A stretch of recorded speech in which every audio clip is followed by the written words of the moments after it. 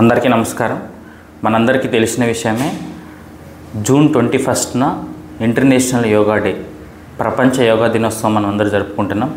ఈ వీడియోలో యోగా అంటే ఏంటి, యోగా యొక్క చరిత్ర ఏంటి, ఇంటర్నేషనల్ యోగా డే ఎలా వచ్చింది, ఇంటర్నేషనల్ యోగా డే ఈ సంవత్సరం 2024 థీమ్ ఏంటి, ఆ థీమ్ ఎందుకు ఉంది అనే విషయం తెలుసుకుందాం. యోగా అనేది ఒక సంస్కృత పదం, సాంస్క్రిట్ వర్డ్. యోగా అంటే యూనిటీ అనేది, మన సింగిల్గా ఉన్న కాన్షియస్నెస్ని కాస్మిక్ కాన్షియస్నెస్, యూనివర్సల్ కాన్షియస్నెస్తో కలిపేసేది.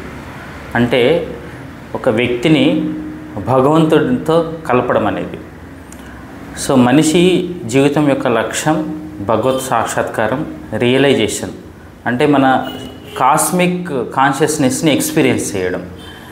దీనికి ఉన్న మెథడ్స్లో ది బెస్ట్ అనేది సుమారుగా ఒక 6000 సంవత్సరాల క్రితం భారతీయులు కనుక్కున్నారు.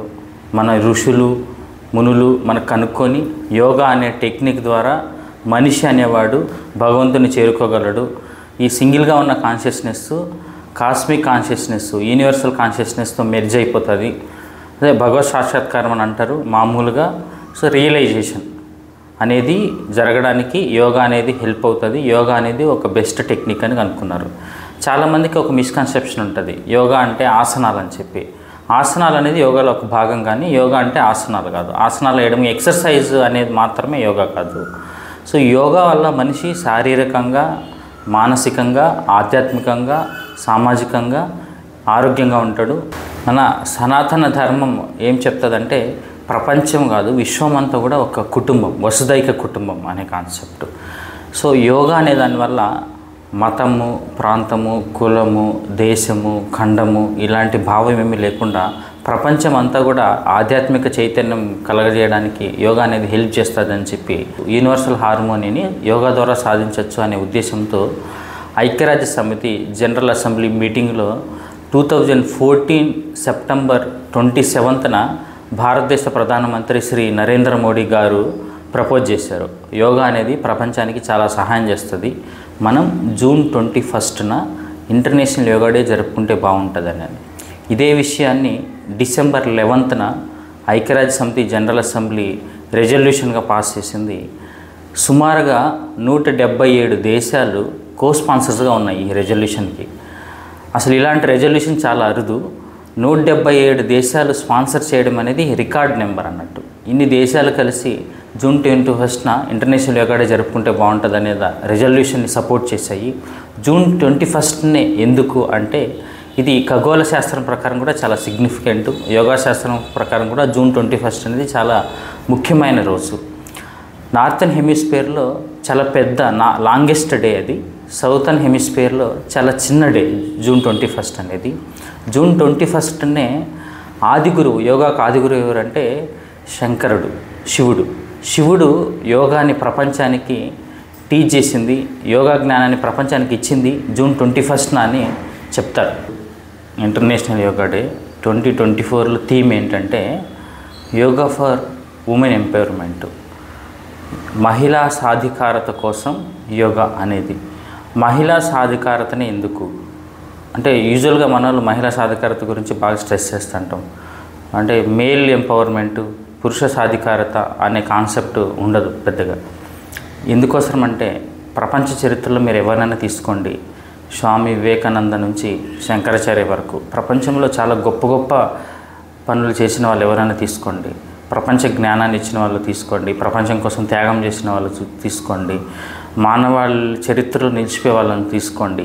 చాలామంది జీవితాలలో తల్లి పాత్ర మనం వెలకట్టలేనిది. తల్లి వల్లనే అంత గొప్ప వాళ్ళు ఉన్నత స్థితికి ఎదిగి ఉంటారు. స్వామి వివేకానందనే స్వయంగా చెప్పారు, నాకున్న జ్ఞానానికి ప్రధానమైన కారణం మా తల్లి భువనేశ్వరి దేవి గారు అని చెప్పి. ఇది మన పురాణాల్లో చాలా ఉదాహరణలు ఉన్నాయి, మనకి కొన్ని వందల ఉదాహరణలు ఉన్నాయి. ఒక 2-3 మీతో చెప్తాను. ఉమెన్ ఎంపవర్మెంట్ అనేది ఎందుకు అనేది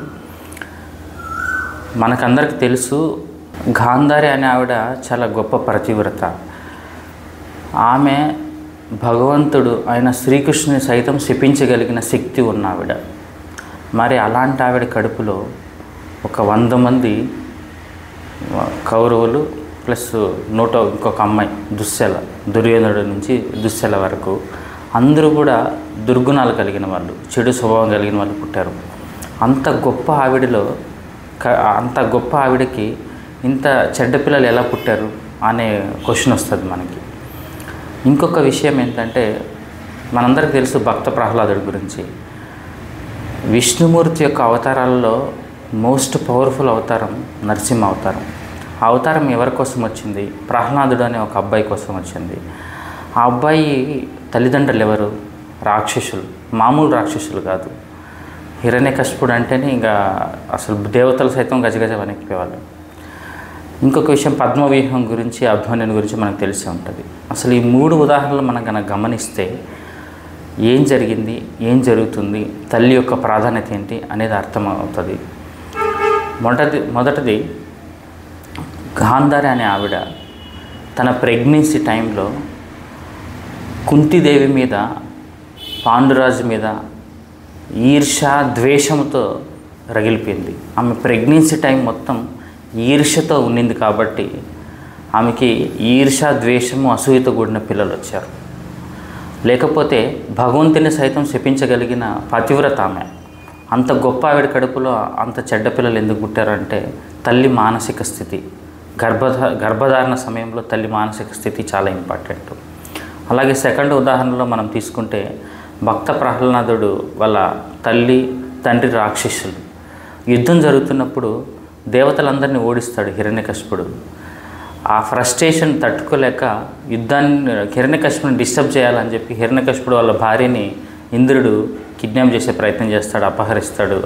ఆమెని నారద మహర్షి రెస్క్యూ చేస్తాడు. ఆమె ప్రెగ్నెన్సీ టైం అంతా నారదుడి ఆశ్రమంలో గడుస్తుంది. నారదుడి ఆశ్రమంలో నిత్యం నారాయణుడి జపం నడుస్తూ ఉంటుంది. అది విని పుట్టిన బిడ్డ నారాయణుడికి, విష్ణుమూర్తికి గొప్ప భక్తుడిగా తయారైపోయాడు. పద్మవ్యూహములో ఎలా ఎంటర్ అవ్వాలి అనే వరకు అభిమన్యుడు తల్లి గర్భంలో ఉన్నప్పుడే తెలుసుకున్నాడు.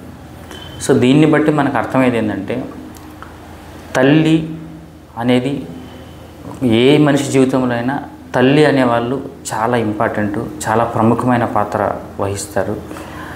అసలు మనం ఒక మనిషి ఎదిగిన తర్వాత ఎన్ని యూనివర్సిటీస్ వినా, ఎన్ని పుస్తకాలు చదివినా, ఎంత జ్ఞానం తెచ్చుకున్నా మన వ్యక్తిత్వ మార్పు అనేది గొప్పగా జరగకపోవచ్చు. అందుకనే స్వామి వివేకానంద చెప్తారు, మనం పుట్టినప్పుడే రైట్ స్టాంపుతో పుట్టాలి. అది ఎవరి వల్ల సాధ్యమవుతుంది అంటే తల్లి వల్లనే సాధ్యమవుతుంది. అందుకోసం అని చెప్పే ఉమెన్ ఎంపవర్మెంట్కి అంత సిగ్నిఫికెంట్ ఉంది. శివాజీ లాంటి మహానుభావుడిని తయారు చేసింది జిజియాబాయి. ఇలా చెప్పుకుంటూ పోతే కొన్ని వందల ఉదాహరణలు ఉన్నాయి.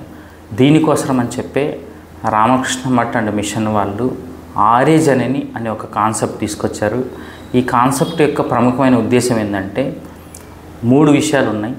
ఫస్ట్ది, మ్యారేజ్ యొక్క పర్పస్ ఏంటి అనేది మ్యారేజ్ చేసుకోకముందు తెలుసుకోవాలి. అడల్ట్స్ గర్ల్స్ అండ్ బాయ్స్కి ప్రీ మ్యారిటల్ కౌన్సిలింగ్. సెకండ్ విషయము, ప్రెగ్నెన్సీ ముందు కౌన్సిలింగ్. సో ప్రెగ్నెన్సీని ఎలా క్యారీ చేయాలి, నార్మల్ డెలివరీ కోసం ఏం ప్రయత్నం చేయాలి, ప్రెగ్నెన్సీ టైంలో తల్లి తీసుకోవాల్సిన జాగ్రత్తలు ఏంటి. సో ఒక మంచి తరం తయారవ్వాలంటే గర్భధారణ అంటే ప్రెగ్నెంట్ లేడీ ఎలాంటి జాగ్రత్తలు తీసుకోవాలి. సో ప్రీ కన్సెప్షనల్ కౌన్సిలింగ్, తర్వాత పేరెంటింగ్ కౌన్సిలింగ్, పిల్లలు పుట్టిన తర్వాత ఏ రకంగా చూసుకోవాలి. ఫస్ట్ 1000 days అనేది మనిషి జీవితంలో చాలా ఇంపార్టెంట్. 1000 days అంటే తల్లి గర్భంలో ఉన్న 9 months, 270 days, తర్వాత 365. సో ఈ 1000 రోజులు అనేది మనిషి మెదడు ఎదుగుదల కూడా చాలా ఇంపార్టెంట్ మన సైన్స్ ప్రకారం తీసుకుంటే. So pre marital counselling, pre conceptional counselling, తర్వాత డెలివరీ అయిన తర్వాత ఫస్ట్ 2 years వరకు పేరెంటింగ్ టిప్స్, పిల్లల ఎదుగుదల గురించి. ఈ 3 విషయాల్లో పబ్లిక్లో అవేర్నెస్ తీసుకోవడం కోసం రామకృష్ణ మఠ్ అండ్ మిషన్ హైదరాబాద్ వాళ్ళు ఆర్యజనని ఒక కాన్సెప్ట్ని తీసుకెళ్తున్నారు. దీని వెబ్సైట్లో మీరు చూసుకొని ఈ అవకాశాన్ని ఉపయోగించుకుంటే మన భవిష్యత్తు తరాల వాళ్ళు చాలా ఒక మంచి జనరేషన్ తయారయ్యే అవకాశం ఉంటుంది. Thank you.